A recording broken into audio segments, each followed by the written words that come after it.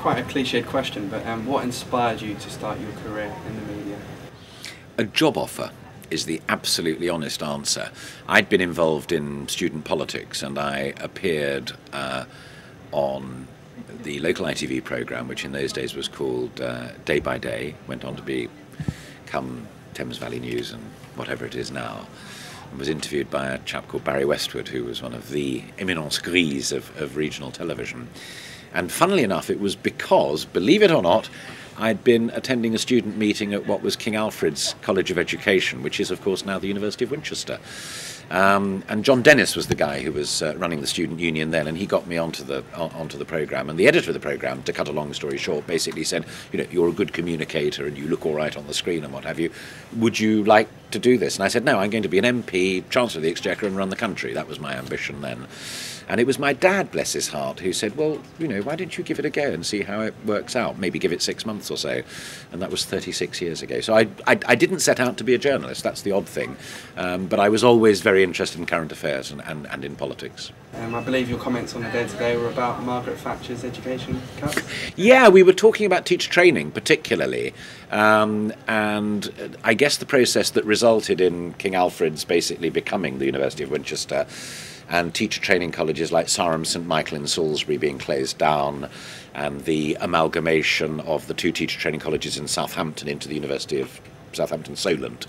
And we were opposing that because we thought, you know, more teachers trained, better education for the kids and what have you. So yes, Margaret Thatcher, who was Secretary of State for Education, the only job she held in government before becoming Prime Minister, was the target of our anger and our protest, yeah. But not quite the same sort of protest as we've seen recently.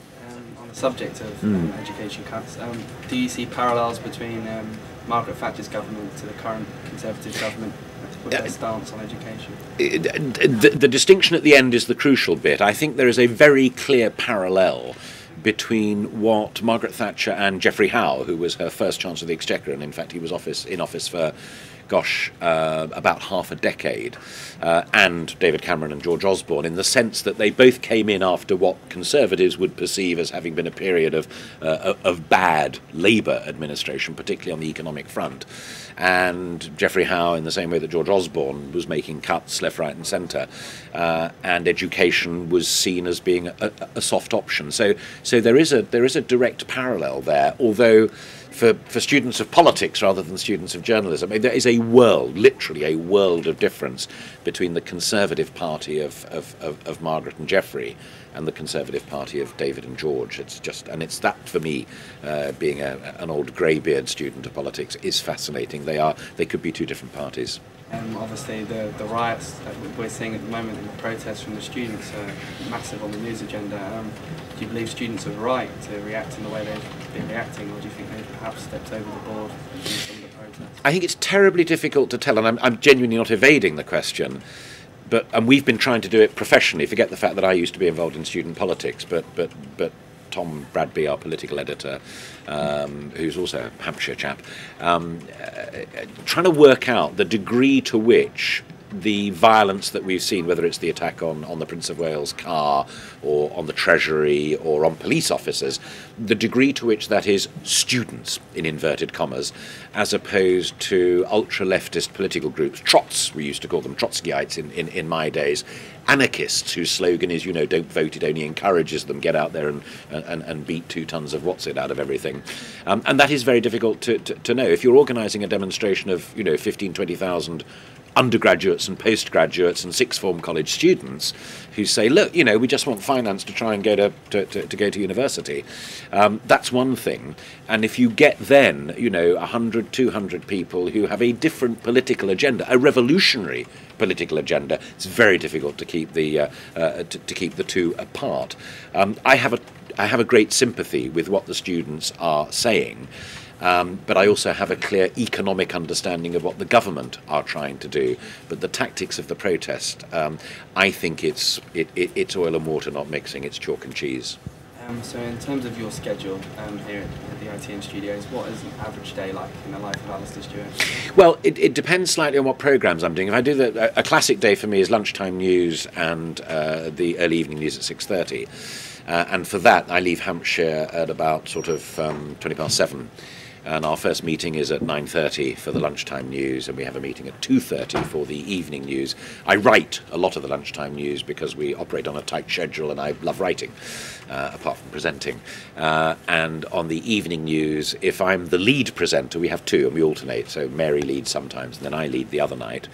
But if I'm the lead presenter, I like to do the bongs, the headlines, and I like to do the top lead-in. We just don't have time to write the rest of it, but we have a great team of writers, and we work with them. But they'll do a first draft. We don't do much rehearsal because, again, we don't have much time. We're right up to the last moment. And if it's an evening news day, then it's into the studio at about 6 o'clock to record the bong sequence. That's the only bit that's recorded. The rest is all live.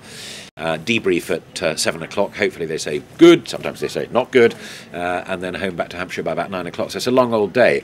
And if I'm doing news at 10, like I am tonight, so I'm in later today, I'm in at midday, and then I'll have meetings for the evening news, and 10 we'll finish. In fact, we're finishing at 11 tonight because there's football on or something like that. So I don't get home until tomorrow. So I work very hard, and it's a very stressful existence, but I love it, and I love every minute of it. You recently won an award from the Political Studies Association for your role, obviously leading the election debates between the three leaders. Now ITV started the debates. How was the experience for you?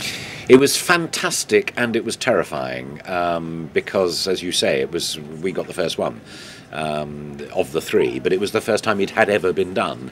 So the responsibility on my own shoulders, personally, the shoulders of ITV and ITV News, what we call ITN nowadays, ITV News, to get it right was gargantuan, massive. I mean, not exaggerating.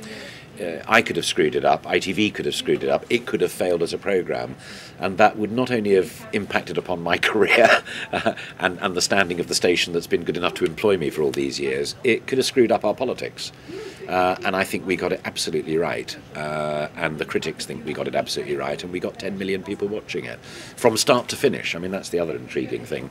And there were 10 million still watching in 3 weeks' time when David Dimbleby did his job for the BBC.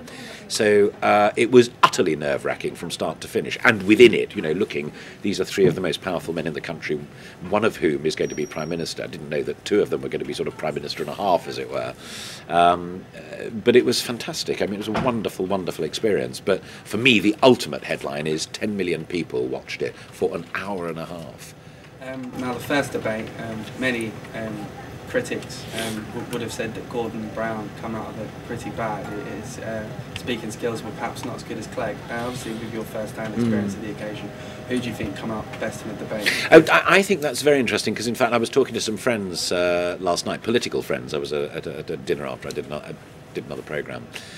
And I think Clegg did a million times better than everybody had expected because people didn't really know who he was, and he had to prove himself, but go more than that, and he certainly did go more than that. And I think Gordon did a lot better than people had expected. He was technically very precise. He conducted a good debate, a bit like sort of Oxford-Cambridge Union, those very smart white-tie debates. And I thought he did it quite brilliantly. The one who really surprised me, and I know personally best because David used to work at Carlton within ITV family, was David. And within a couple of minutes, I thought, he doesn't know where he is or why he's here or what the strategy is, and if there is a strategy, it's the wrong strategy, because David is very bright, great communicator, and Gordon is very bright but not a great communicator, and Nick was a kind of unknown quantity. Nick stormed it. Gordon did a lot better than expected, and David completely screwed it up. By the third debate, David knew what he was about and finally won it. Maybe that's a good thing. If you're like a boxer, there's no point in winning the first round if you're going to have your jaw broken in the 13th round. Better to do it the other way around.